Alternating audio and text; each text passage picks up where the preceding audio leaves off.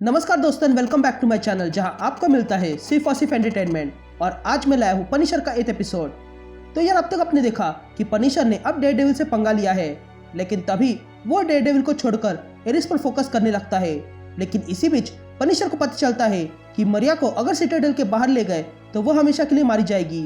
तो वही मरिया को अपनी पास्ट की बातें याद आने लगती है और तब एरिस अपनी पूरी आर्मी को लेकर सिटाडेल की ओर निकल पड़ता है। तो अगर आप मेरे चैनल पर नए हो तो वीडियो को लाइक कर देना और चैनल को सब्सक्राइब कर देना।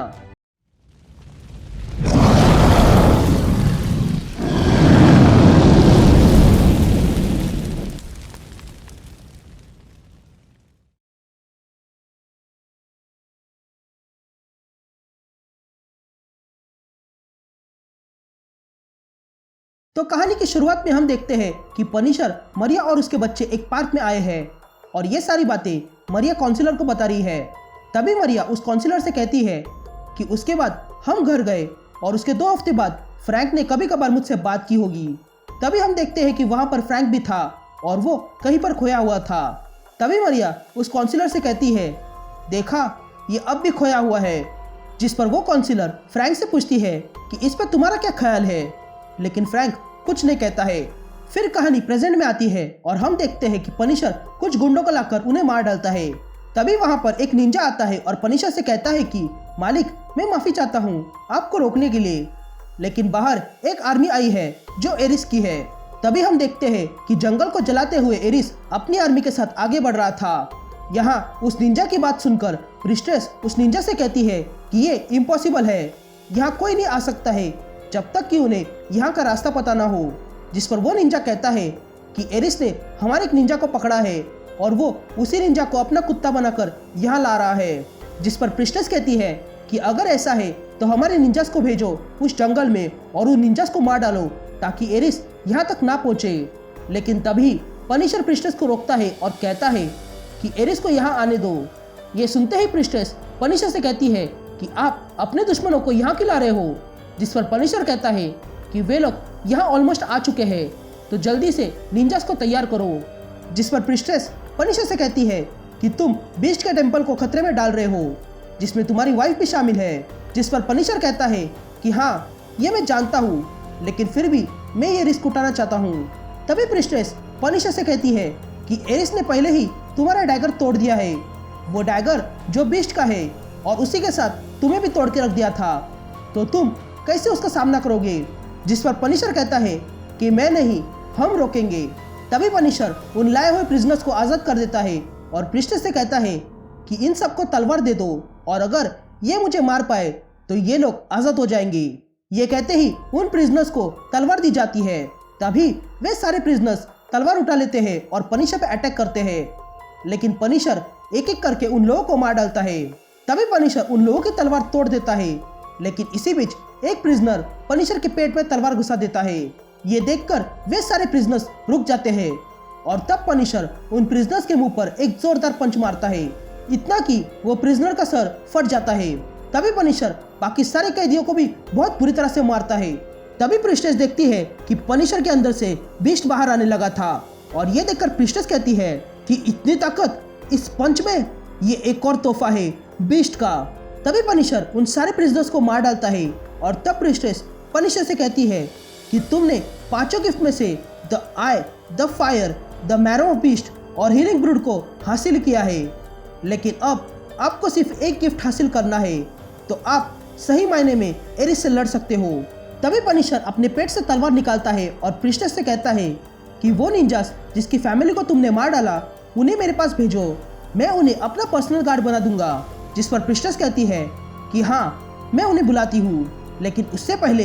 लेकिन तभी पनिशर प्रिस्टेस को रोकता है और कहता है कि मैं खुद की तैयारी कर लूँगा और अब तुम जा सकती हो, और याद रखना कि मरिया टेम्पल में ही रहे। तभी प्रिस्टेस बीस्ट से कहती है कि पनिशर का रेश कंट्रोल से बाहर जा रहा है और उस पर अपनी कृपा रखना। यहाँ मरिया चलते चलते बीस्ट के टेम्पल में आ जाती है, जहाँ वो एक पर्दा देखती है और वो उस पर्दे को हटाने वाली ही थी कि तभी वहाँ प्रिस्टेस आ जाती है और मरिया से कहती है कि तुम्हारी दवाई का टाइम हो गया है। तभी मरिया प्रिस्टेस से पूछती है कि ये जगह कौन सी है। जिस पर प्रिस्टेस मरिया से कहती है कि ये ऐसी जगह है जहाँ पर पूजा की जाती है। जिस पर मरिया पूछती है कि किसकी पूजा की जाती है, जिस पर प्रिस्टेस कहती है कि यहाँ उसकी पूजा की जाती है जिसने तुम्हें पूरा किया।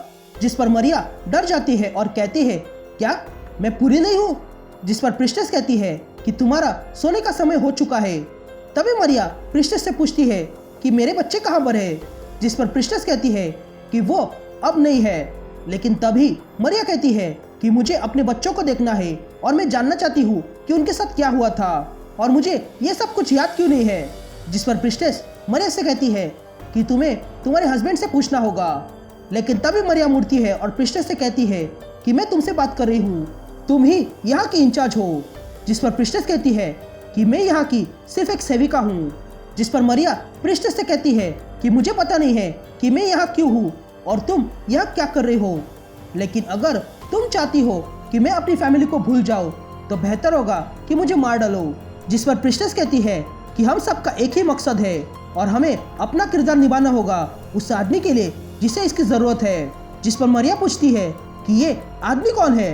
तभी प्रिस्टेस मरिया के पास आती है और कहती है कि तुम्हें ये पता है।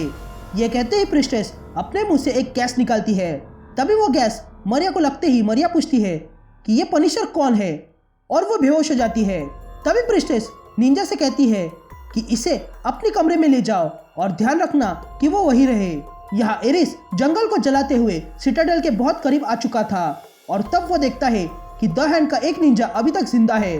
तभी एरिस उस निंजा से कहता है कि तुम्हारे सारे साथी मर गए हैं और उन्हें लगता है कि मौत उन्हें मुझसे आज़ाद कर देगी, लेकिन ऐसा कभी नहीं होगा। तो क्या तुम भी उन्हें ज्वाइन करना चाहते हो? ये सुनते ही वो निंजा डर जाता है और एरिस से कहता है कि वो रास्ता दिखाएगा। तभी वो निंजा एरिस को रास्ता दिखाने लगता है और कहता है कि मैं तुम्हें रास्ता दिखाऊंगा, लेकिन वहां से तुम में से कोई वापस नहीं आएगा। जिस पर एरिस उस निंजा से कहता है कि मैं तुम्हारी हिम्मत की दाद देता हूँ, लेकिन जब मैं तुम्हारी फीस से मिलूंगा तब मैं ये किस्सा हमेशा के लिए ख़त्म कर दूंगा। ये कहते ही एरिस अपनी आर्मी के साथ आगे बढ़ता है। फिर कहानी पास्ट में जाती है जहाँ रात को मरिया को लगता है कि उसके घर में कोई आया है और वो गन लेकर आती है और देखती है कि वो फ्रैंक ही था, जो मरिया से कहता है कि यहाँ कोई है। लेकिन मरिया ये बात इग्नोर करती है और पनिशर को अपने साथ कमरे में ले जाती है। और तब हम देखते हैं कि घर के बाहर सच में द हैंड के निंजास खड़े थे। यहाँ प्रेजेंट में पनिशर देखता है कि एरिस सिटाडेल के और पास आ चुका था और तब पनिशर के पर्सनल गार्ड्स वहाँ आ जाते हैं।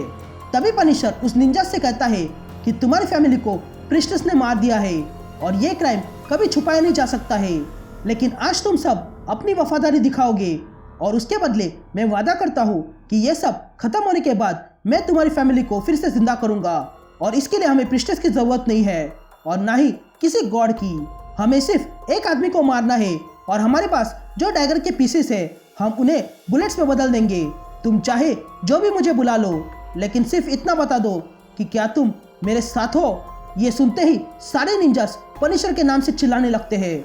फिर पनिशर मरिया से मिलने आता है और मरिया से कहता है कि मैं चाहता हूँ कि तुम यही रहो। जिस पर मरिया फ्रैंक से पूछती है कि एक बात बताओ, क्या ये सब कुछ इसके बाद खत्म होगा? जिस पर पनिशर हाँ कहता है।